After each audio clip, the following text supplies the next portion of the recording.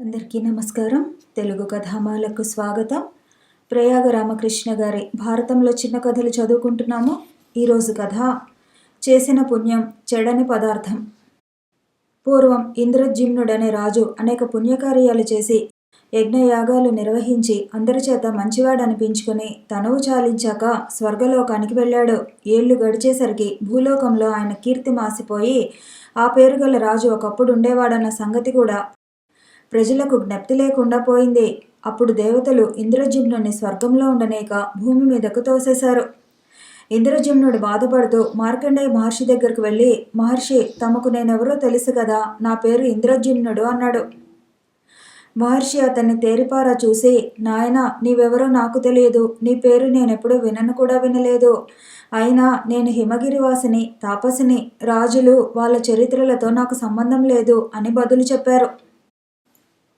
మహర్షి, మీకంటే ముందు పుట్టి సజీవులుగా ఉన్నవారు ఎవరైనా ఉన్నారా? ఉంటే సెలవీయండి, వాళ్ళ దగ్గరికి వెళ్ళి కనీసం వారికైనా నేను తెలిసేమో విచారిస్తాను అన్నాడు ఇంద్రజిమ్నుడు.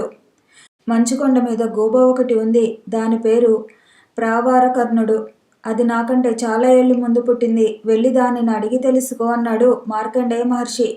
అప్పుడు ఇంద్రజిమ్నుడు అశ్వాకారం ధరించి మహర్షిని మోసుకుంటూ ప్రావారకర్ణుడున్న ప్రాంతానికి తీసుకువెళ్ళాడు. ఉలూకుమా, నేనెవరో తెలుసు కదా అన్నాడు రాజు తన నిజరూపం చూపి.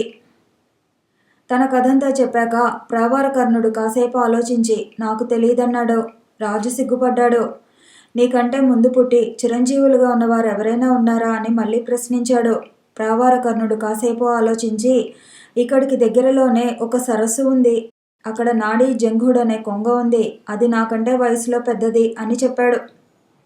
ఇంద్రజిమ్న మహారాజు మార్కండేయ మహర్షిని ప్రావారకర్ణుణ్ణి మోసుకుంటూ సరోవరం దగ్గరకు వెళ్ళి కొంగను కలుసుకొని, నీకు ఇంద్రజిమ్నుడు తెలుసా అని అడిగాడు. అది కూడా కొంతసేపు ఆలోచించి తెలీదని తల అడ్డంగా ఊపింది.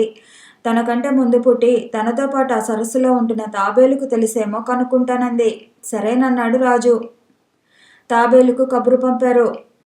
వణుక్కుంటూ ముసలి కమటం వచ్చింది.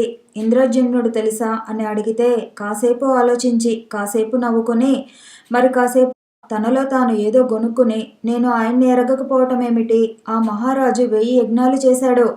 అసలు ఈ సరస్సు పేరేమిటనుకున్నారు? ఇంద్రజిమ్న సరోవరం. ఆ మహానుభావుడు చేసినన్ని దానాలు మరెవరు చేసి ఉండరు. ఎన్నో గోదానాలు, ఎన్నో భూదానాలు, నిత్య సంతర్పణలు జరిగేవి.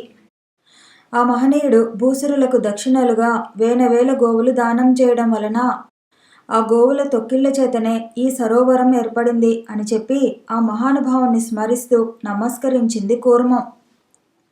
నేనే ఆ ఇంద్రజిమ్నుణ్ణి అని చెప్పి మహారాజు కూడా కమఠానికి నమస్కారం చేశాడు.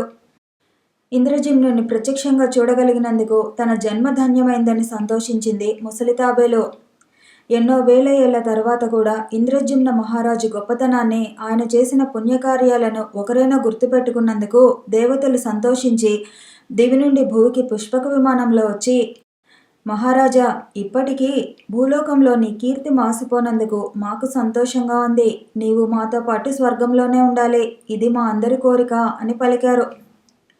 ఇంద్రజిమ్నుడు కృతజ్ఞతగా చేతులు జోడించి నమస్కరించాడు.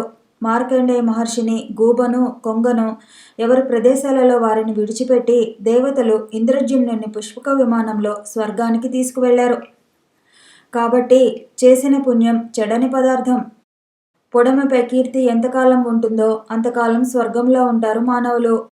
అపఖ్యాతి ఉన్నంతకాలం నరకంలో ఉంటారు. అందుచేత బ్రతికిన 4 రోజులు పుణ్యకార్యాలు చేసి అందరి దీవెనలు పొంది యశస్సును ఆర్జించుకోవాలి. పాండవులు అరణ్యవాసం చేస్తున్నప్పుడు మార్కండేయ మహర్షి ధర్మరాజుకి కథ చెప్పి, ధర్మజ, అన్ని దానాలలో అన్నదానం ఉత్తమం. అన్నదానం చేయలేనివాడు పిడికెడు మెతుకులు పెట్టే ఇల్లు చూపించిన పుణ్యం లభిస్తుంది అని దాన ధర్మ స్వరూపాన్ని వివరించాడు. మరొక చిన్న కథతో మళ్ళీ కలుసుకుందాము. ఈ వీడియో నచ్చితే లైక్ చేయండి, షేర్ చేయండి, కామెంట్ చేయండి, ఛానల్ని సబ్స్క్రైబ్ చేయండి.